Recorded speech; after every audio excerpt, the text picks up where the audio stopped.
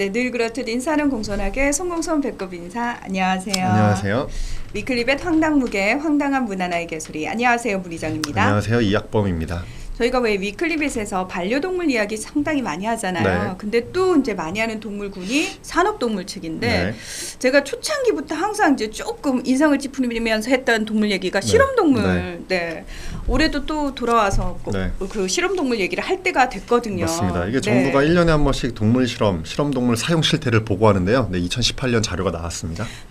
그냥 상식적으로 생각했을 때는 그냥 왠지 실험동물과 관련해서 인식이 많이 개선이 돼서 그래도 숫자가 줄어들지 않았을까? 네. 그냥 정말 그런 네. 생각을 하게 되는데 네. 결과는 어떤지. 결과는 이제 늘어났습니다. 제가 이 통계를 그렇게 네. 얘기하지 마. 차갑게. 네.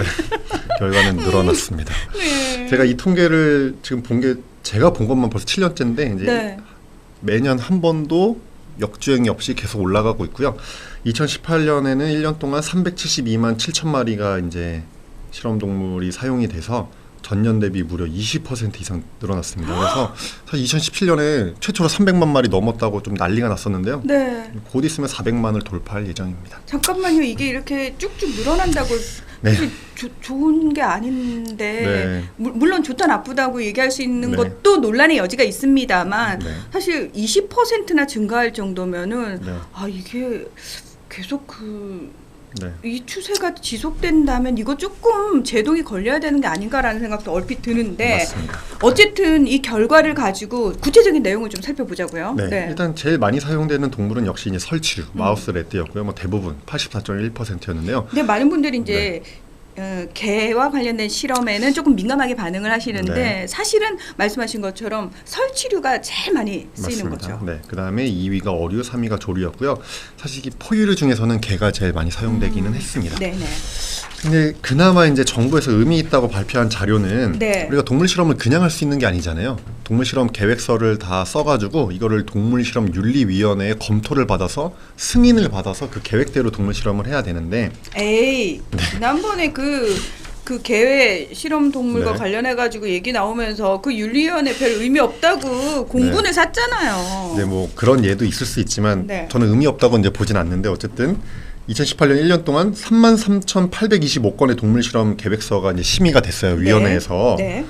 그런데 이제 원안 승인이 된 비율이 그대로. 그렇죠. 71.3%였고 이제 수정후 승인 또는 수정후 재심된 경우가 나머지였고 미승인된 경우는 이제 165건으로 0.5%였습니다. 근데 이게 뭐가 의미가 있냐면 네. 원안 그대로 승인되는 비율이 과거에 비해서 줄어들었다는 거예요. 아. 그리고 이제 재심 요청하는 비율이 올라갔다. 이제 정부는 그래서 그렇게 이제 해석을 했습니다. 그러니까 심의서 자체를 조금 더 꼼꼼하게 살펴본 다음에 네. 이 부분은 약간 동물 학대라든지 또는 그렇죠. 불필요한 부분들이 있으니까 그렇죠. 고쳐라라는 네. 식으로 그런 비율이 늘어나고 있다.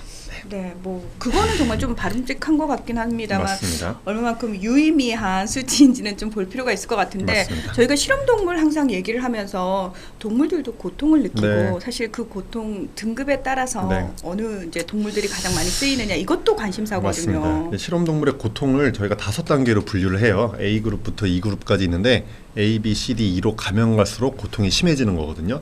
그래서 E그룹 같은 경우에는 극심한 고통이나 억압 또는 회피할 수 없는 스트레스를 동반하는 거고요. D그룹 정도만 돼도 중증도 이상의 고통이나 억압을 동반하는데 안타깝게도 이제 어떤 그룹의 동물 실험이 많았는지 보면은 E그룹이 제일 많았고 그 다음이 D그룹, 그 다음 C그룹, B그룹 순서여서 고통이 심한 동물 실험 순으로 이제 많았다 이렇게 볼 수 있습니다.